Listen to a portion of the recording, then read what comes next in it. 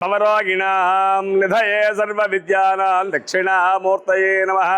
गुरुब्रह्मा गुरुर्विष्णु गुरुदेवो महेश्वरः गुरु साक्षात् परब्रह्म तस्मै श्री गुरवे नमः। శ్రీ త్రికోణేశ్వర స్వామివారి దేవస్థానం కోటప్పకొండ క్షేత్రంలో శ్రీ స్వామివారి సన్నిధిలో ఈ తొలి ఏకాదశి సందర్భంగా శ్రీ స్వామివారికి బ్రాహ్మీ ముహూర్తంలో బిందు తీర్థం తీసుకొచ్చేసి స్వామివారికి నానా రకాల యొక్క అభిషేక ద్రవ్యాలతోటి అభిషేకం జరిగిన పంచామృతాలు పంచగవ్యాలతోటి కూడా సుగంధ ద్రవ్యాలతోటి చాలా ఫలరసాలతోటి స్వామివారికి అభిషేక కార్యక్రమాలు మొత్తం కూడా నిర్వర్తించాము. తర్వాత స్వామివారికి అలంకరణ జరుగుతుంది. ఈ అలంకరణ స్వామివారికి మధ్యాహ్నం 1:30 వరకు కూడా అలంకారం ఉంటుంది. తర్వాత మళ్ళీ స్వామివారికి ఒకసారి అభిషేకం చేసి మహానివేదన పెట్టడం జరుగుతుంది.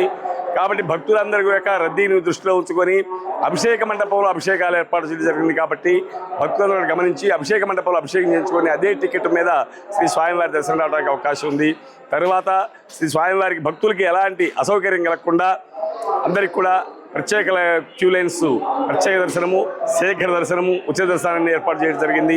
అదే ప్రకారంగా భక్తులందరూ కూడా పాలు పంపిణీ, ఉచిత ప్రసాదాలు, దద్దోజనం, పులిహోర కార్యక్రమాలు మొత్తం కూడా వితరణ జరుగుతుంది. కాబట్టి గమనించవలసిందిగా కోరుచున్నాం. శ్రీ స్వామివారిని కనుక ఎవరైతే దర్శించుకుంటారో ఈ రోజున శయన ఏకాదశిగా స్వామివారికి తొలి ఏకాదశి మనకి చెట్లు మొత్తం కూడా పాడి పంటలు కూడా పంటలు వేసుకునే యొక్క విధానంగా ఈ యొక్క ఋతువు మారుతుంది, అన్నీ మారుతుంది. కాబట్టి అందరూ కూడా దర్శనం చేసుకోవాల్సిందిగా కోరుచున్నాం. అదే ప్రకారంగా శ్రీ స్వామివారి దేవస్థానంలో ఈ సంవత్సరం విశేషంగా ఈ యొక్క రావిపాడి గ్రామ వాస్తవ్యులు శ్రీ స్వామివారికి బంగారపు ఆభరణాలు, నాగాభరణము, జటాజూటము, చుట్ట ఇవన్నీ ఇచ్చి ఉన్నారు.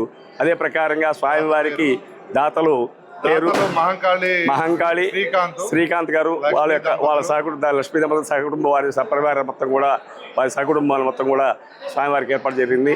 తర్వాత వచ్చే సంవత్సరానికల్లా కూడా స్వామివారికి బంగారు బొట్టు కానీ ఇంకేదైనా ఆభరణాలు కావాల్సిన చేయిస్తామని చెప్పి చేయడం జరిగింది.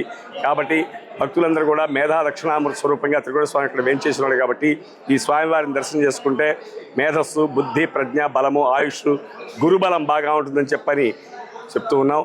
కాబట్టి భక్తులందరూ కూడా వచ్చి స్వామివారి దర్శనం చేసుకుంటుంది. అది ఆభరణాలు ఇచ్చిందే కాక గత 80 సంవత్సరాల నుంచి కూడా అబ్బూరి గ్రామ వాస్తవ్యులు కరెంటు ప్రభని తీసుకొని రావడం కూడా విశేషం. కాబట్టి కావూరు వారు ఉన్నారు, గత 65 సంవత్సరాల చొప్పున వాళ్ళు చేసుకొని వచ్చారు, కానీ 80 సంవత్సరాలు బట్టి చేసుకొస్తున్నారని చెప్తున్నారు.